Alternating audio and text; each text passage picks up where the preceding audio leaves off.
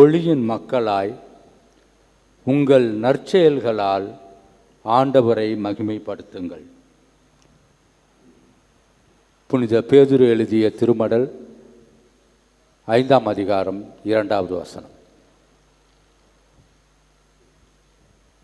அன்புக்குரிய சகோதர சகோதரிகளே, அன்னை ஆரோக்கிய தாயின் அன்பு பிள்ளைகளே, இருளை போக்கி ஒளியை நோக்கிய பயணத்தை மேற்கொள்ளுங்கள். இருளை போக்கி ஒளியை நோக்கிய பயணம் என்றால் என்ன? நம்ம வாழ்க்கையில் அன்னை தெரசம்மாள் நம் சமகாலத்தில் வாழ்ந்த ஒரு அருமையான புனிதை. அன்னை தெரசம்மாள் ஒரு முறை ஆஸ்திரேலியா நாட்டிற்கு விஜயம் செய்தார்கள். மெல்போர்ன் என்ற சிட்டியிலே அவர்கள் இருந்த பொழுது ஒரு அடுக்குமாடி கட்டிடத்திலே இருந்த ஒரு நோயாளியை சந்திப்பதற்காக சென்றார்களாம். அவர்கள் நோயாளியை சந்தித்துவிட்டு மாடி படிகளிலே இறங்கி வந்து கொண்டிருந்த பொழுது இறுதி படிகளுக்கு இடையே ஒரு காட்சியை கண்டார்கள். அவர்கள் கண்ட காட்சி என்ன?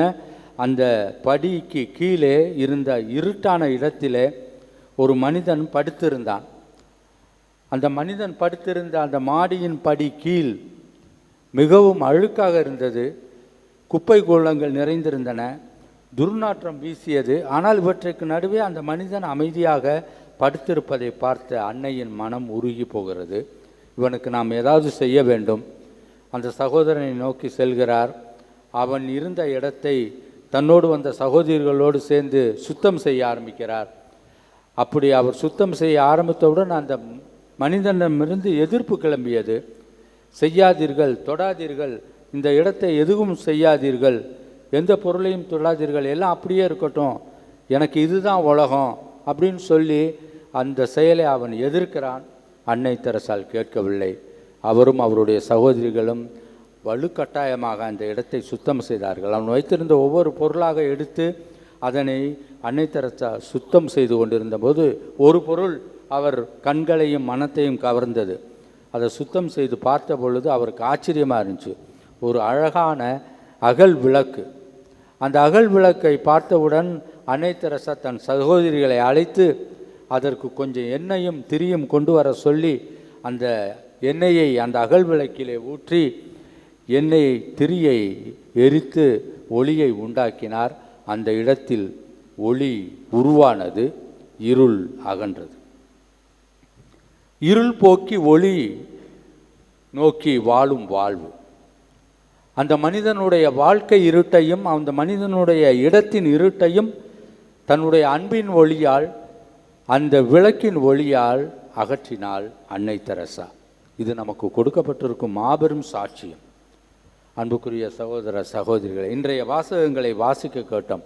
முதல் வாசகம், நற்செய்தி வாசகம் எல்லாமே இருளை போக்கி இருளிலிருந்து விடுதலை பெற்று ஒளியின் மக்களாக நாம் வாழ வேண்டும் என்று அழைக்கிறது.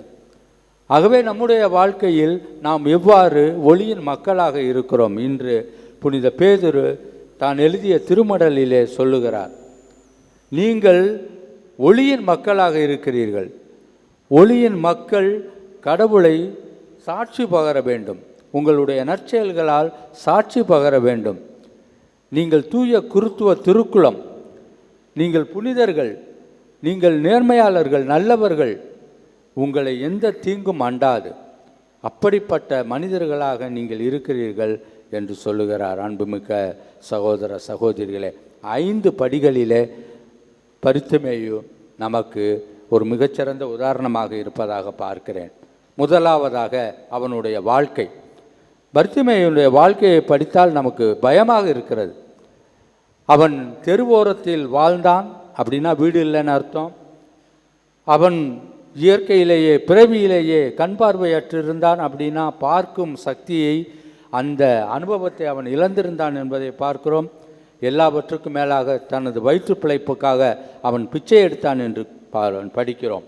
அன்புக்குரியவர்களே, வாழ்க்கையில் துன்பம் இருக்கலாம், துன்பமே வாழ்க்கையாக இருக்கக்கூடாது. அதனால தான் சோதனை மேல் சோதனை போதுமாடா சாமி, வேதனை தான் வாழ்க்கை என்றால் தாங்காது பூமி அப்படின்லாம் சொல்கிறோம். காரணம் என்ன? முடியலை. இவ்வளோ பேர் இங்கே இந்த திருத்தலத்தில் இந்த மே மாதத்தின் இறுதி நாட்களே பல கஷ்டங்களுக்கு நடுவே நீங்கள் வந்து அன்னையை தரிசித்து கொண்டு இருக்கிறார்கள் என்று சொன்னால் முடியவில்லை. துன்பங்களை தாங்க முடியவில்லை, கஷ்டங்களை சுமக்க முடியவில்லை, கண்ணீர் நிற்கவில்லை, தோல்விகளை ஏற்றுக்கொள்ள முடியவில்லை. இப்படிப்பட்ட சூழ்நிலையில் நாம் என்ன இறுதியாக நடைபெறுகிறது என்று சொன்னால், அன்புக்குரியவர்களே, நம்முடைய விசுவாசத்தில் நாம் தளர்ந்து போகிறோம் என்பதை பார்க்கிறோம். ஆனால் பர்த்திமேயு தன்னுடைய விசுவாசத்தில் உறுதியாக இருந்தான். இரண்டாவது படி அவன் நமக்கு கற்றுக் கொடுப்பது, எதையும் மீறி ஆண்டவரின் மீது நம்பிக்கை வைத்திருந்தான் என்பதை பார்க்கிறோம். போவது, வீதியிலே நடந்து செல்வது, நாசரேத்தூர் இயேசு என்று கேட்டவுடன் அவன் சொன்னான், இயேசுவே, ஆண்டவரே, தாவீதின் மகனே, என் மீது இரக்கமையும். யாரும் அவனுக்கு சொல்லிக் கொடுக்கல. அவன் பெட்டி காட்டிகிசம் சின்ன குறிப்பிடமெல்லாம் படிக்கலை. 5 மந்திரங்களை மனப்பாடம் செய்யவில்லை. அவன் புது நன்மை பெறவில்லை, உறுதி புசுதல் பெறவில்லை. அவன் தன்னுடைய விசுவாச வாழ்க்கையில் ஒன்றுமில்லாதவனாக இருந்தால், ஆனால் அவனுடைய வார்த்தைகள் அவன் வாழ்வை சுட்டி காட்டியது.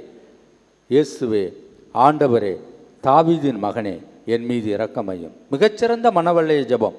ஒவ்வொரு நாளும் காலை முதல் இரவு வரை நீங்கள் இந்த மனவெல்லை ஜெபத்தை உங்கள் வாழ்க்கையிலே சொல்லி பாருங்கள். பர்த்திமேயை போன்று ஒளியையும் வாழ்க்கைக்கு வழியையும் பெற்றுக்கொள்வீர்கள். அவ்வளவு சக்தி மிக்க மன்றாட்டை அவன் ஜெபமாக உளமாற சொல்கிறான் என்பதை பார்க்கிறோம். மூன்றாவது படி, அன்புக்குரியவர்களே, பர்த்திமேயுவின் அந்த இடைவிடாத பயணம். அவனை பார்த்து ஆண்டவரோடு சென்றவர்கள் எல்லாம் திட்டுகிறார்கள், மிரட்டுகிறார்கள், சத்தம் போடாதே, பேசாதே என்று சொல்லுகிறார்கள். ஆனால் அவற்றையும் மீறி அவன் மீண்டும் மீண்டும் எழுதப்பட்டிருக்கிறது பைபிளில், மீண்டும் மீண்டும் இயேசுவே, தாவீதின் மகனே, என் மீது இரக்கம் கொண்டிருந்தான் என்று சொன்னான் என்று எழுதியிருக்கிறது. பெர்சிவியரன்ஸ், விடாமுயற்சி. அதை கேட்டு தான் ஆண்டவர் நிற்கிறார்னு நம்ம வாசிக்கிறோம். இயேசு அங்கே நின்றார், இயேசு அங்கே நின்றார் என்று எழுதியிருக்கிறது. நம்முடைய வாழ்க்கையில் இயேசு நம் வாழ்வில் நிற்க வேண்டும், அவர் நம்மை ஏற்க வேண்டும், நமக்கு புதுமைகளும் அற்புதங்களும் பர்த்திமேயுக்கு செய்தது போல செய்ய வேண்டும் என்று சொன்னால், நீங்கள் ஆண்டவரை உங்கள் வாழ்க்கையில் அனுபவிக்க வேண்டும் என்று சொன்னால், உங்களுடைய ஜெபத்தில் நீங்கள் உறுதியானவர்களாக இருக்க வேண்டும். அவன் உறுதியாக இருந்தான். ஆகவே ஆண்டவர் நின்றார். அவனை என்னிடம் அழைத்து வாருங்கள் என்று சொன்னார். ஓடி சென்று அவனை அழைத்து வந்தார்கள். அவன் ஆண்டவர் அழைக்கிறார் என்று கேட்டவுடன் எழுந்து, துள்ளி எழுந்துன்னு எழுதியிருக்கு, மகிழ்ச்சியோடு துள்ளி எழுந்து. எப்போ நம்ம துள்ளி குதிப்போம் அப்படின்னு கேட்டால், அந்த 10th 12th ரிசல்ட் வந்த பிறகு நமது பிள்ளைகள் துள்ளி குதித்தார்கள் என்று பார்க்கிறோம், வாசிக்கிறோம். காரணம், நிறைய மதிப்பெண்களை பெற்றிருக்கிறார்கள், மிகச்சிறந்த வெற்றியை பெற்றிருப்பார்கள், தங்கள் உழைப்புக்கு பலனை அனுபவித்திருப்பார்கள். ஆகவே அவர்கள் துள்ளி குதித்தார்கள் அப்படின்னு டிவியில் நியூஸில் எல்லாம் பார்க்குறோம். அதுபோன்று தான் அவன் துள்ளி எழுந்து ஓடினான் என்று எழுதியிருக்கிறது. அப்படிப்பட்ட நம்பிக்கை அவனுடைய வாழ்க்கையில் அவன் இருளை ஓட்டிய ஒரு ஒளியாக இருக்கிறது என்பதை பார்க்கிறோம். நான்காவதாக ஆண்டவர் அவனை பார்த்து கேட்டார், நாம் உனக்கு என்ன செய்ய வேண்டும்? அவன் சொன்னான், நான் பார்வை பெற வேண்டும். இதுதான் நம்முடைய வாழ்க்கையினுடைய மிகச்சிறந்த அனுபவமாக இருக்கிறது. நீங்கள் ஆண்டவரை கூப்பிடுங்கள், உங்களை அவர் கேட்பார். அவர் தன்னை நோக்கி வந்தவர்களை ஒரு நாளும் கைவிட மாட்டார் என்றெல்லாம் வாசிக்கிறோம். ஆண்டவர் அவனை பார்த்து கேட்டார், உனக்கு என்ன வேண்டும்? நான் பார்வை பெற வேண்டும். நாமும் ஆண்டவரிடம் கேட்க வேண்டும். நாம் பார்வை பெற வேண்டும், நாம் அன்பு பெற வேண்டும், நாம் சந்தோஷம் பெற வேண்டும், மகிழ்ச்சி பெற வேண்டும், மன்னிப்பு பெற வேண்டும்.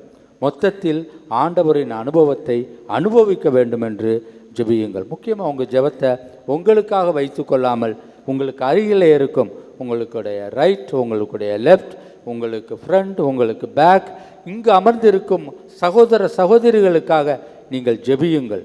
கண்டிப்பாக நீங்கள் ஆண்டவர் ஆசீர்வாதத்தை பெற்றுக்கொள்வீர்கள்.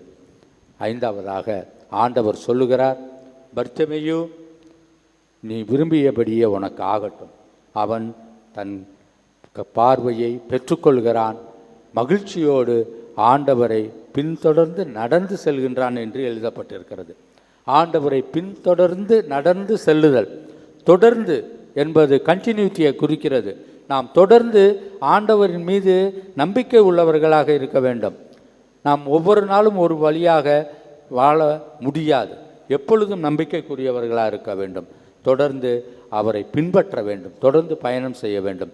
இந்த திருத்தலத்திற்கு வந்திருக்கும் நீங்கள் ஆண்டவரின் ஆசீரையும் அவருடைய அன்னையினுடைய அருளையும் பெற்றுக்கொண்டு தொடர்ந்து அவரை பின்பற்றி சாட்சியம் பகர ஆண்டவர் உங்களை அழைக்கிறார். எல்லாவற்றுக்கும் மேலாக புனித பவுலடிகளார் சொல்லுகிறார், ஒளியின் வாழ்வு உங்களுக்கு நீதியையும் உண்மையையும் மகிழ்ச்சியையும் தருகிறது என்று சொல்லுகிறார். ஒளியின் வாழ்வு உங்களுக்கு நீதியையும் உண்மையையும் மகிழ்ச்சியையும் தருகிறது என்று சொல்லுகிறார்.